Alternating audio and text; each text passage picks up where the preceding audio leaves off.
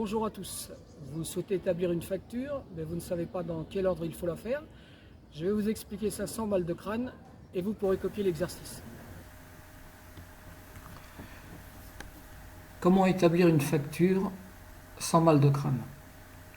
Le 12 mai, la société Calcul Pro adresse à son client Jojo, domicilié 3 rue du Point du Jour, la facture numéro 1376 avec les éléments suivants.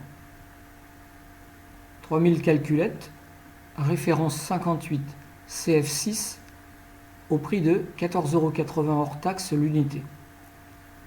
2000 calculettes, référence 69 BX7 au prix de 19,30 € hors taxe l'unité. Les conditions commerciales sont les suivantes. Remise de 10%, remise supplémentaire de 6% si la commande dépasse 50 000 € hors taxe. Frais de port, forfait de 250 € hors taxe.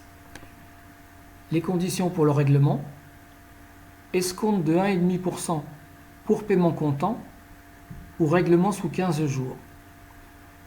Jojo a envoyé un chèque d'acompte de 5 000 €.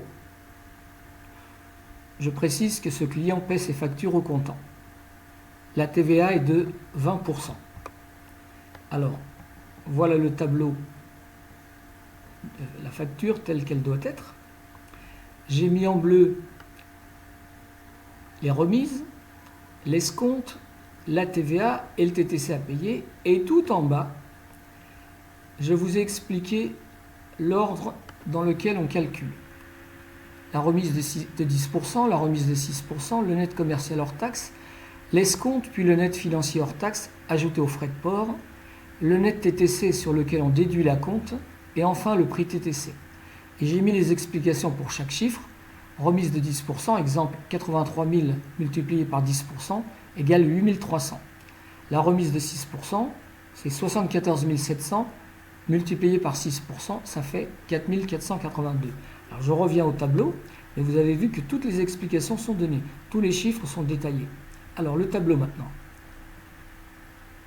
À gauche, vous avez l'adresse, Calcul Pro.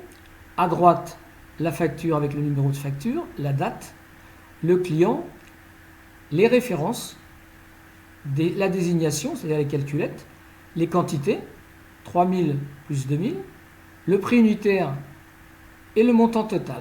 Alors, en référence, vous avez 3000 calculettes 58 CF6 et vous avez 2000 calculettes 69 B11.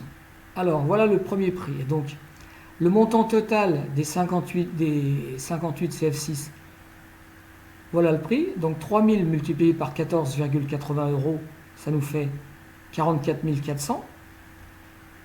Pour ce qui concerne les 2000 calculettes, 2000 multiplié par 19,30 €, ce qui nous fait 38 600. Le total des deux, en brut, ça fait 83 000. Mais tout ça, je vous l'ai mis en bas.